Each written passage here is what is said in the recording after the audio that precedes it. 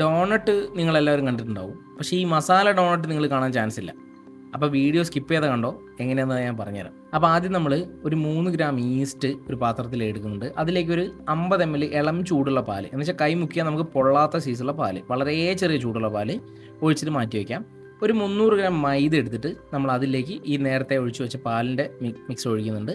അതിലേക്ക് ഒരു 75 ഗ്രാം പഞ്ചസാര ഇട്ട് കൊടുക്കുന്നുണ്ട്. നന്നായിട്ടൊന്ന് മിക്സ് ചെയ്യാം നമുക്ക്.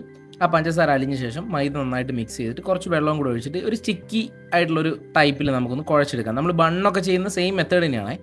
അതിലേക്ക് നമ്മൾ കുറച്ച് ബട്ടർ ഇട്ട് കൊടുക്കുന്നുണ്ട്. ഒരു 30-35 ഗ്രാം ബട്ടർ മതി.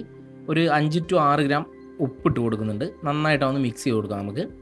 എന്നിട്ട് അത് കുറച്ച് നേരം മാറ്റി വെച്ചിട്ട് അതിലേക്ക് കുറച്ച് വെജിറ്റബിൾസ് ഇടുന്നുണ്ട്. ക്യാരറ്റും സവാളയും പച്ചമുളകാണ് ഇടുന്നത്. കുറച്ച് കുരുമുളകും കൂട്ടിയിട്ട് നല്ല ഫ്ലേവർ ആയിരിക്കും. എൻ്റെ അടുത്ത് മറന്നുപോയി, ഞാൻ അതുകൊണ്ടാണ് പറഞ്ഞത്. അതൊരു 10-15 മിനിറ്റ് റെസ്റ്റ് ചെയ്യാൻ വെച്ച ശേഷം നമുക്ക് ചെറിയ ബോളാക്കിയിട്ട് മാറ്റാം. അപ്പോൾ ജസ്റ്റ് ഇങ്ങനെ ബോളാക്കിയിട്ട് ഒരു 15 to 20 മിനിറ്റ് റെസ്റ്റ് ചെയ്യാൻ വെച്ചാൽ അത് നന്നായിട്ട് പൊങ്ങി വരും. അതിനുശേഷം നമ്മൾ കൈ വെച്ചിട്ട് ഒന്ന് ജസ്റ്റ് ഒരു ഹോൾസ് ഇട്ടിട്ട് ഇതേപോലെ ഫ്രൈ ചെയ്തെടുക്കാം. ഞാനിത് ഉണ്ടാക്കിയിട്ട് കുറച്ച് കാലമായി, അതുകൊണ്ട് എനിക്ക് അത്ര പെർഫെക്ഷനിൽ കിട്ടിയിട്ടില്ല.